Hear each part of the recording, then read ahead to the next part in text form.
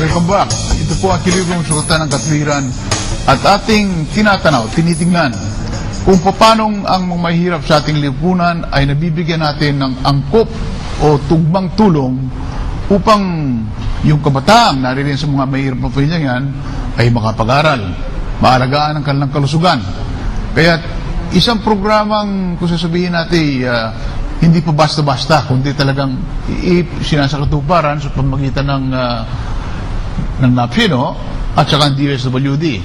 At naririto ang information officer ng DSWD, Assistant Secretary, at ang Assistant Secretary ng NAPSI upang linawin sa atin ito. Bakit nakakasiguro tayong nahagip rin yung mahirap? Kasi maraming minsan nagdududa dahil sa eleksyon kung sino-sinong mga flying voters ang nakakaboto yan, di ba? Paano siguradong yung mga mahirap ang nabibigyan natin ng tulong? Paano sistema ho yan?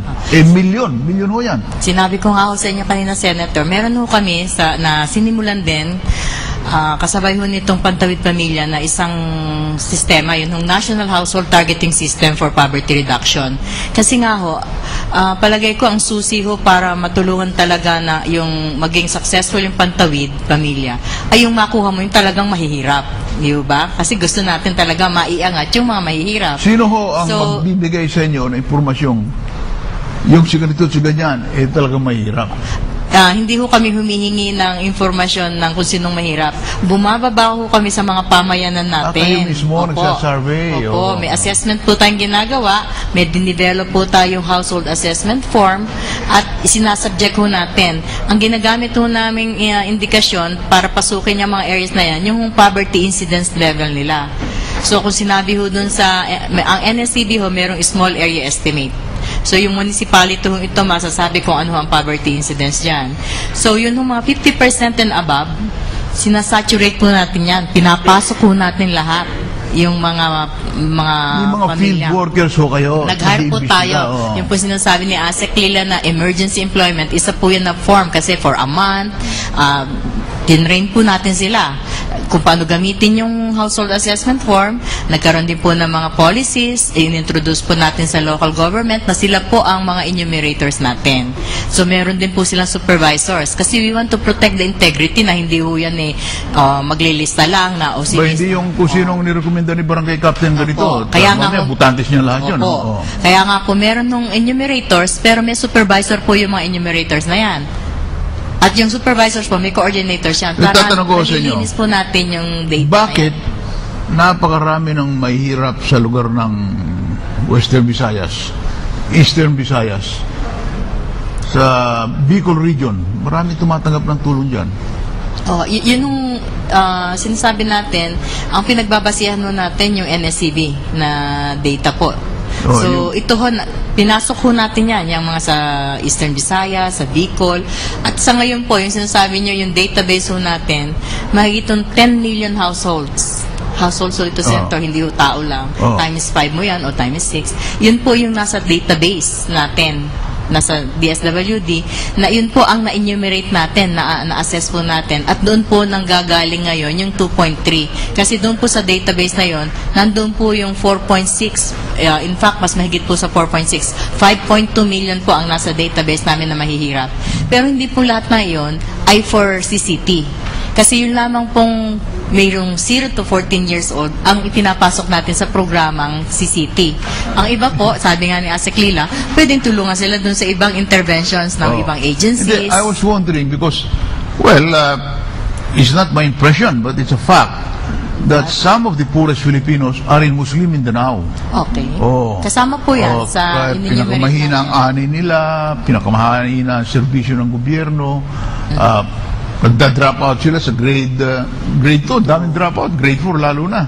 Muslim Mindanao, bakit kukunti? Tanong mga information officer, how come your figures are not as high in Muslim Mindanao, autonomous region?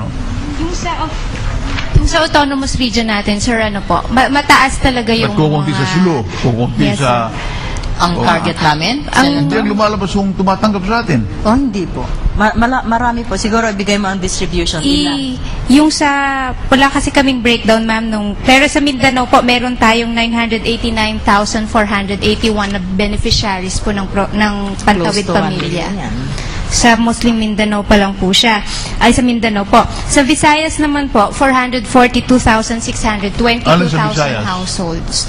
Buong Visayas na po yun, sir. Visayas region. Katulad ng nagtataka ko sa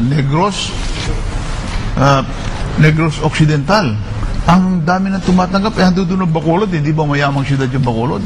Iloilo, nandiyan din. Iloilo is one of our well-off provinces. So. Alam niyo po, Senator, there are some regions in this country where mas malalim ho talaga ang income disparity. No? So, the Visayas and Mindanao, minimeasure po yan in terms of yung Gini coefficient. So, yung disparity ng rich versus the poor. And some of the areas that you cited po are really traditionally feudal. And, you know, there are landlord areas where the tenants have less rights. And sa Mindanao po, I mean, that's another, it's not technically speaking, hindi naman po feudal ang tawag dyan, but it's a different set of power differentials naman po, where yung patriarch of the clan is the one who has access to assets. So the levels of distributions are very different throughout the country. See, it's important to note that the majority of the food poor are in rural areas, whereas the majority of the income poor tend to be concentrated in urban centers. So, I mean, there's so many different kinds of... What do you mean by income poor? Yung wala pong income. Kasi marami pong, kasi marami namang klaseng poverty. There's food poverty, income poverty, opportunity poverty, entrepreneurial poverty. So, kung ano ang uri ng poverty na tinitignan mo, ganun din ang magiging strategy mo.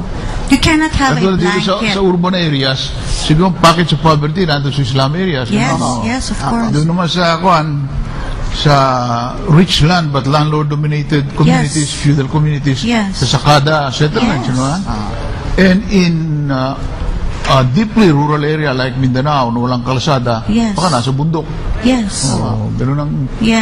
Pero paano nyo nahagip sa bundok?